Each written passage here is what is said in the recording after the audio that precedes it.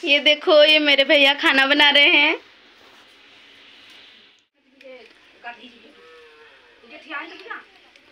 Hello friends, जुहर Sambalpur आपन समस्त को मुई मोर वीडियो ब्लॉग रे स्वागत करछे।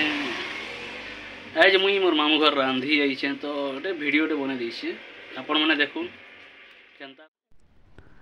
इटा आज रांधवार के मोर पल्ला बेले पहला करी रांधवार के आइछे।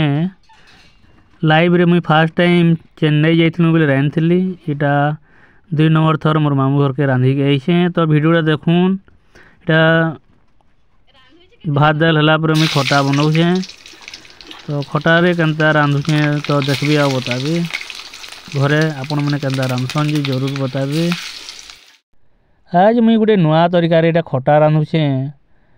तेल गरम होला परे प्याज लहसुन सुरसो भाजी देइथिली। ये सब भजा होला परे मुई सुरसो बेसार देइछे आउ करडी देई करी टमाटो के घांटी करी बनौछे। तो आपनकर घरे ई हिसाब रे बनासन कि अलगा टाइप रो बनासन जे बताउन।